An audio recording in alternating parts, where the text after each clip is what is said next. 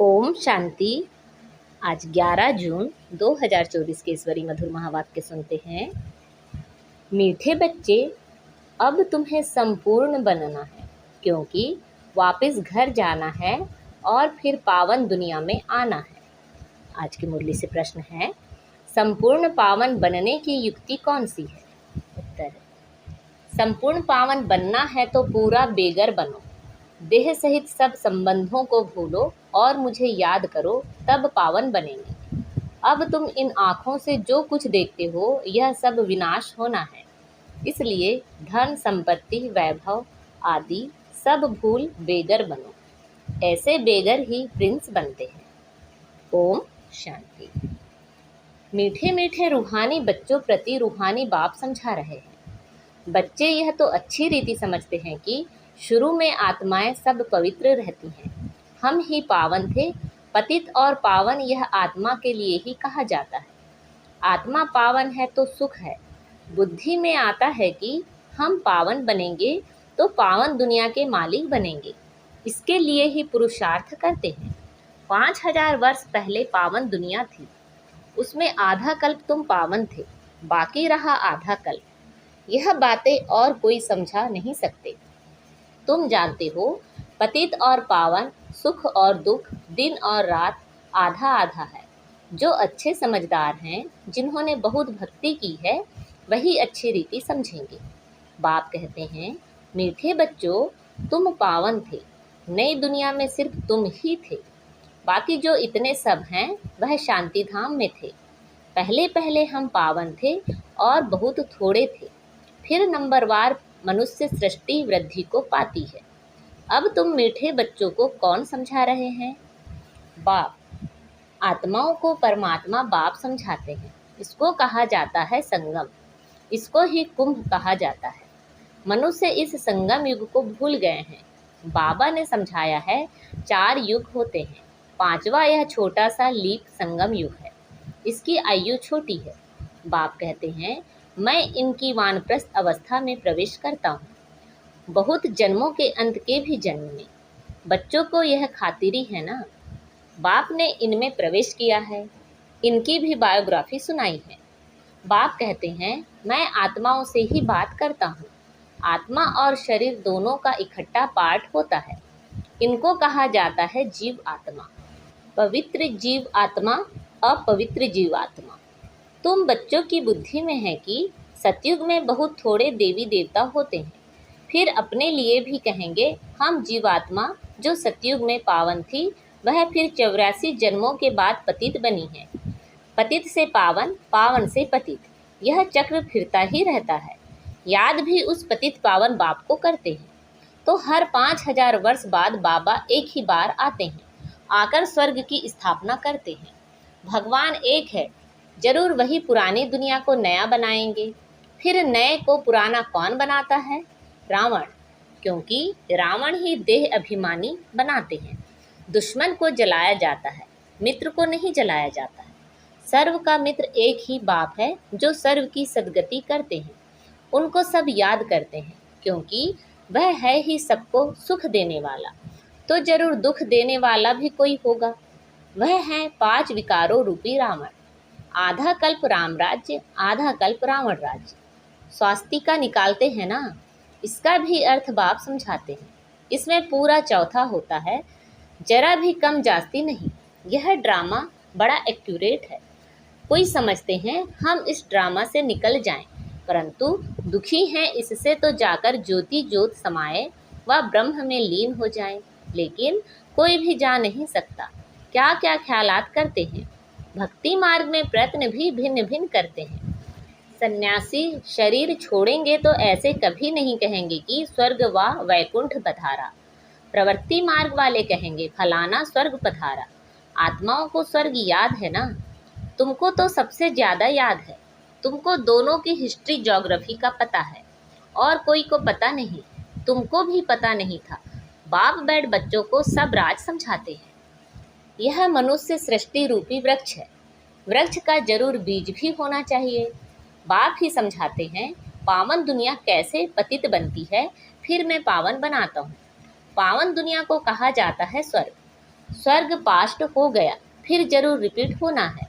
इसलिए कहा जाता है वर्ल्ड की हिस्ट्री रिपीट होती है, अर्थात वर्ल्ड की पुरानी से नई, नई से पुरानी होती है। रिपीट माना ही ड्रामा है। ड्रामा अक्षर बहुत अच्छा है, शोभता है, चक्र हूबहू फिरता ही रहता है। नाटक को हूबहू नहीं कहा जाता। कोई बीमार हो पड़ते हैं तो छुट्टी ले लेते हैं। तो तुम बच्चों की बुद्धि में है हम पूज्य देवता थे, फिर पुजारी बने। बाप आकर पतित से पावन बनने की युक्ति बताते हैं, जो कि 5000 वर्ष पहले बताई थी। सिर्फ कहते हैं बच्चों मुझे याद करो। बाप पहले पहले तुमको आत्म अभिमानी बनाते हैं, पहले पहले यह शब्द पाठ देते हैं, बच्चे अपने को आत्मा समझो, बाप को याद करो। इतना तुमको याद कराता हूँ, तुम फिर भी भूल जाते हो। भूलते ही रहेंगे जब तक ड्रामा का अंत आए। अंत में जब विनाश का समय होगा तब पढ़ाई पूरी होगी, फिर तुम शरीर छोड़ देंगे। जैसे सर्फ भी एक पुरानी खाल छोड़ देते हैं ना। तो बाप समझाते हैं तुम जब बैठते हो अथवा चलते फिरते हो, देही अभिमानी होकर रहो। आगे तुमको देह अभिमान था, अब बाप कहते हैं आत्म अभिमानी बनो। देह अभिमान में आने से तुमको 5 विकार पकड़ लेते हैं। आत्म अभिमानी बनने से कोई विकार पकड़ेगा नहीं। देही अभिमानी बन बाप को बहुत प्यार से याद करना है। आत्माओं को परमात्मा बाप का प्यार मिलता है इस संगम युग पर। इसको कल्याणकारी संगम कहा जाता है, जबकि बाप और बच्चे आकर मिलते हैं। तुम आत्माएं भी शरीर में हो, बाप भी शरीर में आकर तुमको आत्मा निश्चय कराते हैं। बाप एक ही बार आते हैं, जबकि सभी को वापस ले जाना है। समझाते भी हैं हम तुमको कैसे वापस ले जाएंगे। तुम कहते भी हो हम सभी पतित हैं, आप पावन हो, आप आकर हमको पावन बनाओ। तुम बच्चों को पता नहीं है कि बाबा कैसे पावन बनाएंगे। जब तक बनावे नहीं तब तक क्या जाने। यह भी तुम समझते हो आत्मा छोटा सितारा है, बाप भी छोटा सितारा है, परंतु वह ज्ञान का सागर, शांति का सागर है। तुमको भी आप समान बनाते हैं। यह ज्ञान तुम बच्चों को है, जो तुम फिर सबको समझाते हो। फिर सतयुग में जब तुम रहोगे तो यह ज्ञान सुनाएंगे क्या? नहीं। ज्ञान सागर बाप तो एक ही हैं जो तुमको अभी ही पढ़ाते हैं। जीवन कहानी तो सबकी चाहिए ना। वह बाप सुनाते ही रहते हैं, परंतु तुम घड़ी घड़ी भूल जाते हो। तुम्हारी माया के साथ युद्ध है। तुम फील करते हो बाबा को हम याद करते हैं, फिर भूल जाते हैं।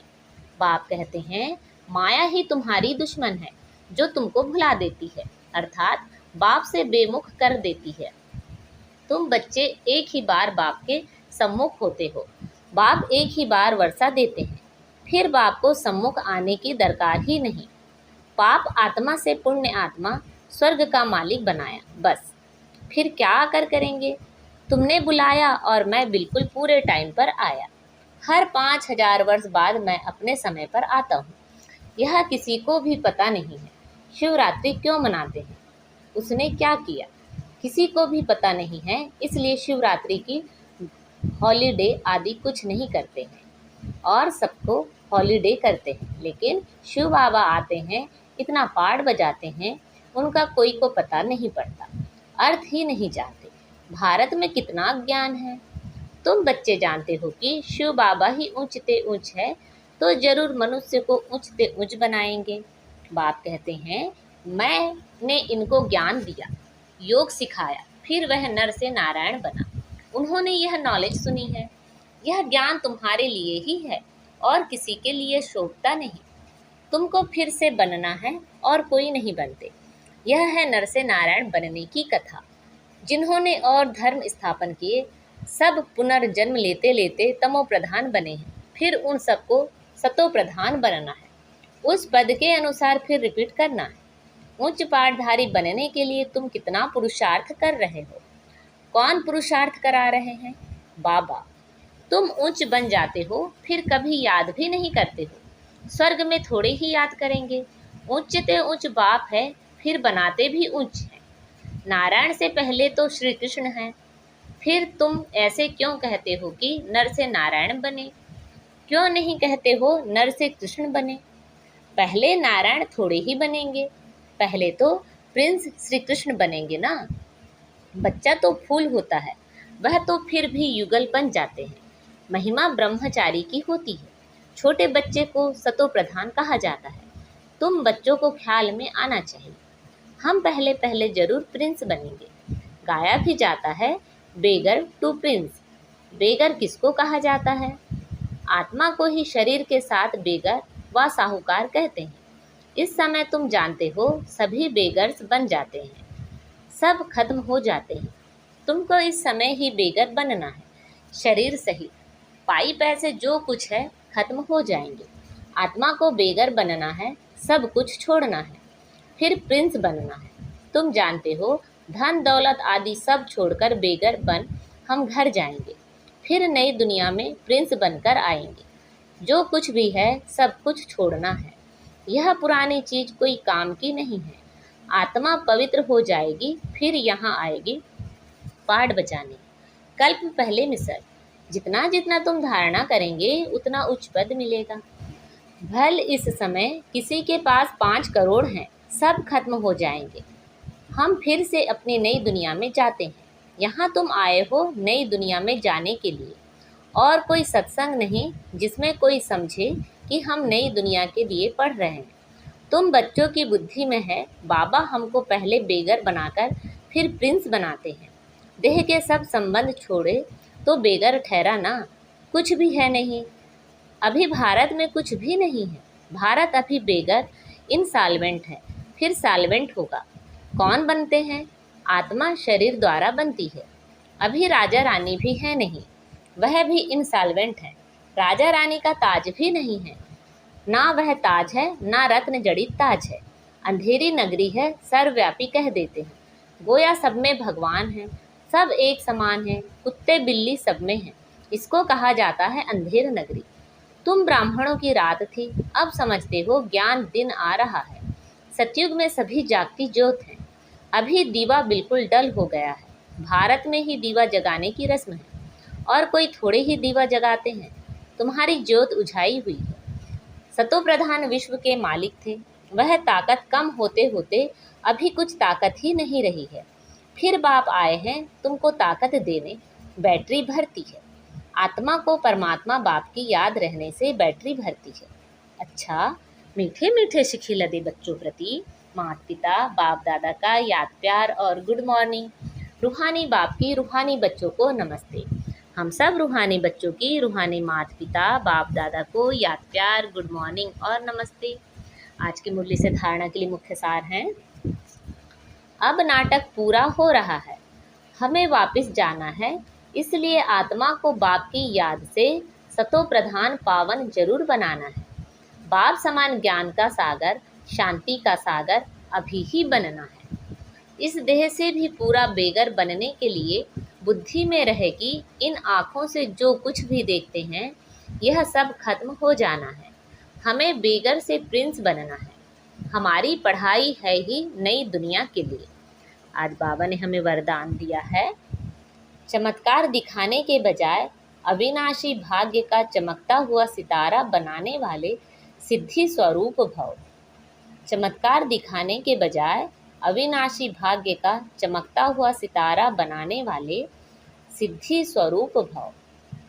आजकल जो अल्पकाल की सिद्धि वाले हैं वह लास्ट में ऊपर से आने के कारण सतो प्रधान स्टेज के प्रमाण पवित्रता के फलस्वरूप अल्पकाल के चमत्कार दिखाते हैं, लेकिन वह सिद्धि सदाकाल नहीं रहती, क्योंकि थोड़े समय में ही सतो रजो तमो तीनों स्टेजेस से पास करते हैं। आप पवित्र आत्माएं सदा सिद्धि स्वरूप हैं। चमत्कार दिखाने के बजाय चमकती हुई ज्योति स्वरूप बनाने वाले हैं। अविनाशी भाग्य का चमकता हुआ सितारा बनाने वाले हैं। इसलिए सब आपके पास ही अंजलि लेने आएंगे। आज का स्लोगन है, बेहद की वैराग वृत्ति का वायुमंडल हो तो सहयोगी सहज योगी बन जाएंगे। बेहद की वैराग वृत्ति का वायुमंडल हो तो सहयोगी सहज योगी बन जाएंगे। अच्छा, ओम शांति।